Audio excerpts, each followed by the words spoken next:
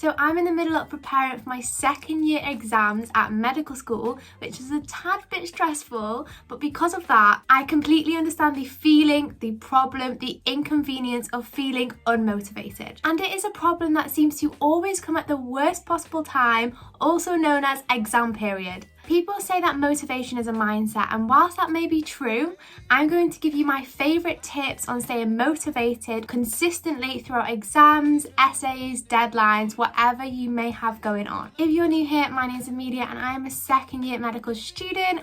I like to make videos about study tips, life at medical school, getting into medical school. So if that is something you're interested in, please subscribe to my channel. And with that being said, let's just get straight into my favourite tips to stay motivated consistently through our exams. Sometimes feeling unmotivated is slightly disheartening. It can make you feel all type of emotions, feel like you're failing, you're gonna fail, feel really negative, overwhelmed, whatever it is. And all those emotions that you may be feeling when you're feeling unmotivated can just feed into a negative cycle of making you feel even more unmotivated. And that is something that we are really actively trying to avoid. So I think something that's key really to remember is that feeling unmotivated is a natural emotion or feeling or whatever you want to call it that everybody experiences. Even though you see a large amount of people online who seem like they've got their life together, who seem like they really know what they're doing and have it all under control, all in the bag, that is not true, because every single person on this planet has down days. Doesn't matter what they put out there or what people give off, everyone has down days, and it is such a normal thing to experience. Recognizing that is really, really important, because you don't want the feeling of feeling like you're different and you're experiencing these feelings and nobody else is to feed into the negative cycle, giving you negative emotions and making you even more unmotivated than you were to start with. So recognizing that feeling unmotivated throughout points is completely normal, and it's not about feeling unmotivated, it's about what you're going to do to remotivate yourself. So that brings me on to the art of making a plan. Do not underestimate the art of making a plan, especially if you're a person like me who gets very overwhelmed very easily when you have a mountain of work and you just don't know where to start. Right in the moment when you're feeling quite frankly like you can't be bothered is not the time when you're going to want to tackle a massive mountain of work which may seem so unachievable at that point. That is where the art of making a plan comes in, chopping your workload up into tiny pieces. That's going to make everything that seems so overwhelming and unachievable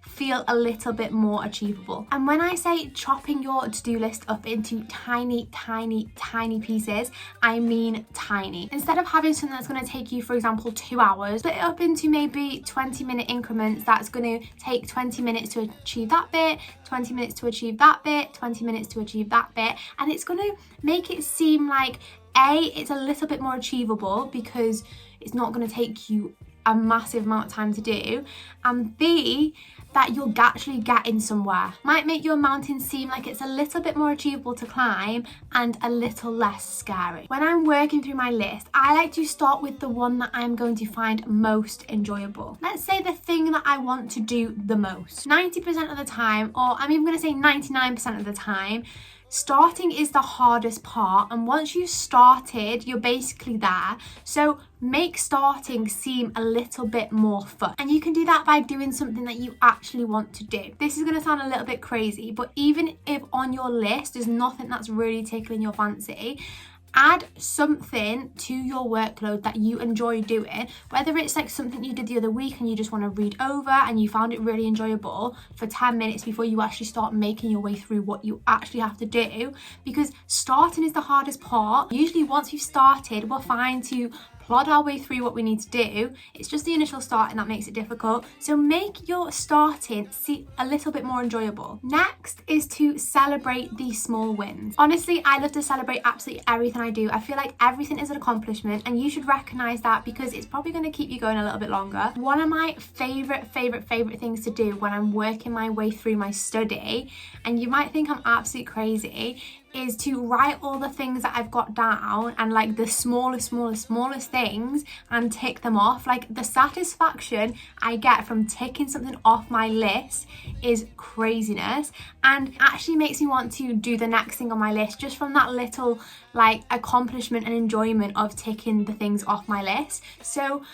try and celebrate the small wins, because it may not feel like you're getting anywhere, especially when you've got a list as long as anything. Each thing that you do off that list is one less thing you have to do, and it may not feel like you're getting anywhere quickly, but when you look back, you'll see how far you've come. Just like recognizing that you're actually getting somewhere, even if it's like once I've done these 3 tasks, I'm gonna have a 5-minute phone break, or I'm gonna have a little walk, or I'm gonna have a 5-minute call with a family member, or whatever it is. But setting small little goals and then rewarding yourself after and celebrating those wins is a great way to try and get yourself through what may seem like a difficult period of time when you're studying and feeling unmotivated. And that brings me on to my last one, which is to romanticize your environment. So picture this: you're sat in your bed, you're comfortable, you're warm, you're relaxing. There's absolutely no way that you're going to want to get out of that bed, sit at a desk and do the work that you need to do, because why would you when you're completely happy, sat in bed, comfortable, not doing anything? The only way that you're going to want to stop what you're doing, which you're enjoying, and do something else is if there's some sort of incentive to do that. That's why I like to romanticize my environment. And what I mean by that is making it more appealing. So whether that's sat at your desk with some of your favourite snacks, so when you know you're getting out of your bed or stopping doing whatever you're doing, you're going to be sat at your desk, and even though you're studying, you've got your favourite snacks which you can pick at, and that is the incentive to go and move to the environment. Or for example, if you're heading to the library, make it into a study social. You're going to the library to work with your friends, and you're going to be studying, but you get to see your friends at the same time. So romanticize your environment, make it appealing, and make an incentive to want to actually start and initiate the studying, because as I said, sometimes starting is the most difficult part, and once you've started, you are usually 99% of the way there to actually getting through a lot of stuff that you want to get done. So they are some of my favourite tips to get me through a session which may start off unmotivated, but that's how I try and get myself out of what may be a bit of a rut. Give those a go, and I hope they work for you as well as they work for me. Thank you for watching this video. Hopefully it's been short and sweet for you, but if you have enjoyed, I would really love it if you would like and comment down below and subscribe to my channel. Thank you so much once again, and I will see you in the next one.